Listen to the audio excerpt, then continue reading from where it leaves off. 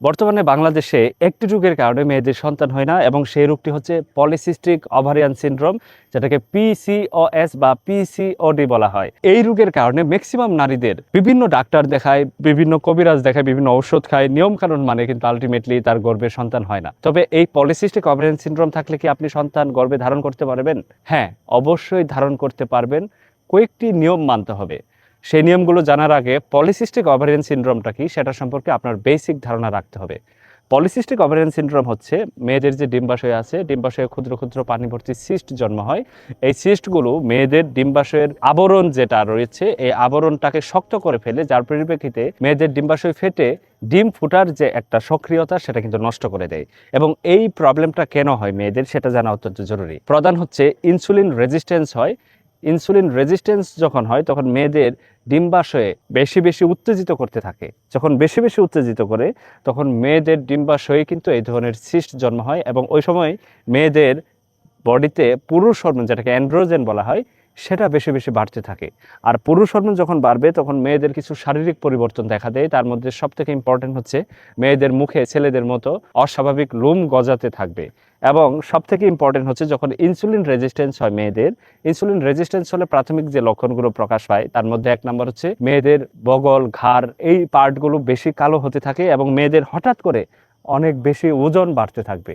এবং সবথেকে ইম্পর্টেন্ট হচ্ছে রাতের বেলা মেয়েদের ঘুম কম হবে এবং মাথার চুল পড়তে থাকবে। যখন polycystic ovarian syndrome already develop করে ফেলে তখন মেয়েদের যে লক্ষণগুলো প্রকাশ পায় তার মধ্যে এক নম্বর হচ্ছে তাদের পিরিয়ডের এক ধরনের জটিলতা, পিরিয়ড অনিয়মিত হবে। পিরিয়ড অনিয়মিত হওয়ার কারণে মেয়েদের তার প্রোল্যাক্টিন হরমোন লেভেল বাড়বে এবং প্রোল্যাক্টিন যখন বাড়বে তখন মেয়েদের একইভাবে ডিম্বস্ফোটনের যে প্রক্রিয়া, যেমন follicular stimulating hormone, luteinising hormone, এই হরমোনগুলোকে প্রসেস করতে দিবে না, যার পরিপ্রেক্ষিতে মেয়েদের ওভুলেশন হবে না, আলটিমেটলি সে গর্ভে সন্তান ধারণ করতে পারবে না। তাহলে করণীয়টা কি করলে সন্তান ধারণ করতে পারবে? এক নাম্বার করণীয় হচ্ছে ওজন নিয়ন্ত্রণে রাখতে হবে।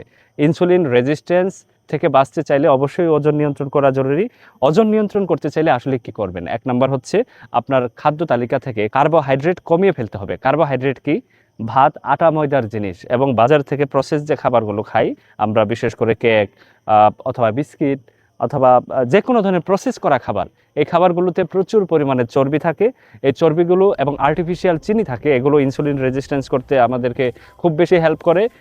এই খাবারগুলো আপনার খাদ্য তালিকা থেকে টোটালি বাদ দিতে হবে। তাহলে এরপরে করণীয়টা কি? করণীয় হচ্ছে আপনার ওজন নিয়ন্ত্রণে রাখতে হবে। ওজন কিভাবে নিয়ন্ত্রণ করবেন? কোনো জুস খেয়ে কি ওজন নিয়ন্ত্রণ করবেন? আমি কোনো ধরনের জুস, কোনো ধরনের সাপ্লিমেন্ট সাজেস্ট করি না। তবে ওজন নিয়ন্ত্রণ করতে হবে আপনার লাইফস্টাইল পরিবর্তনের মাধ্যমে। লাইফস্টাইল পরিবর্তন বলতে কি? আপনার অস্বাস্থ্যকর খাদ্যগুলো খাওয়া যাবে না, সঠিক সময়ে ঘুম। আমরা প্রতি সপ্তাহে অন্তত 120 মিনিট করে ব্যায়াম করতে বলি, মানে 2 ঘন্টা, সপ্তাহে 2 ঘন্টার ব্যায়াম আহামরি কিছু না। সেই ব্যায়ামটি কি আপনি জিমে গিয়ে করবেন যেহেতু আপনি একটা মেয়ে মানুষ?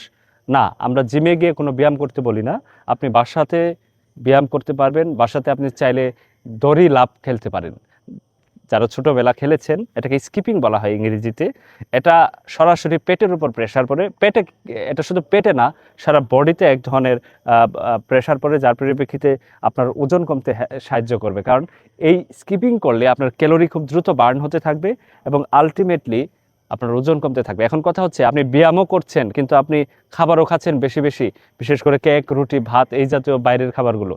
তাহলে কিন্তু ব্যায়াম করে যে লাভটা হতো, এই খাবার খেয়ে সেটা কিন্তু আবারও কাভার আপ হচ্ছে। সুতরাং এটা কোনো লাভ হবে না। এবং 3 নাম্বার হচ্ছে আপনি সন্তান নেওয়ার চেষ্টা করলে আজকে থেকেই, বিশেষ করে নারীদের ক্ষেত্রে, ফলিক অ্যাসিড খাওয়া শুরু করতে হবে। ভিটামিন ই খেতে পারেন, আয়রন খেতে পারেন, ক্যালসিয়াম খেতে পারেন। এগুলো বেবি প্রোডাকশনের যে সক্ষমতা সেটা বাড়িয়ে তোলে। এবং ছেলেদের ক্ষেত্রে মাল্টিভিটামিন খেতে বলি। ছেলেদের ক্ষেত্রেও কিছু নিয়মকানুন আছে। প্যাটার্নাল কিছু ভিটামিন আছে, যেমন অ্যান্টিঅক্সিডেন্ট, হ্যাঁ, বাজার থেকে কিনে খেতে পারেন। পাশাপাশি ছেলেদেরকেও আমরা এক্সারসাইজ করি, এক্সারসাইজ করলে ছেলেদের ব্লাড সার্কুলেশন বাড়ে, আলটিমেটলি টেস্টোস্টেরন লেভেল বাড়ে এবং একইভাবে তাদের প্রোডাক্টিভিটি বাড়তে থাকে। স্মোকিং করলে বা অ্যালকোহল পান করলে সেগুলো থেকে বিরত থাকতে হবে। সোজা বাংলা কথা হচ্ছে আপনার লাইফস্টাইল পরিবর্তন করতে হবে এবং সঠিক সময়ে চেষ্টা করতে হবে।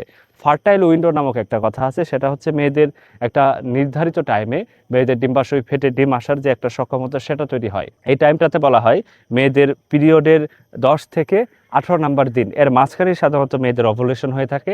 আর এই ওভুলেশন 24 ঘন্টা পর্যন্ত স্থায়ী থাকে। এই সময়টাতে একদিন পর পর স্বামী স্ত্রী মেলামেশা করলে নর্মালি সন্তান হওয়ার চান্স অনেকাংশে বাড়তে থাকে। সুতরাং সঠিক সময়, খাবার দাবারের পরিবর্তন, ওজন নিয়ন্ত্রণের মাধ্যমে আপনি খুব দ্রুত সময়ে সন্তান নিতে পারেন। তার আগে আরেকটি ইম্পর্টেন্ট কথা, সেটা হচ্ছে পিরিয়ড কিন্তু মেয়েদের আগে রেগুলার করতে হবে। এটাই ছিল পলিসিস্টিক ওভারিয়ান সিনড্রোম নিয়ে বিস্তারিত কথা। আশা করি আপনার খুব দ্রুত সময়ের মধ্যে গর্ভের সন্তান লাভ করবেন। সুস্থ থাকুন। সালামু আলাইকুম।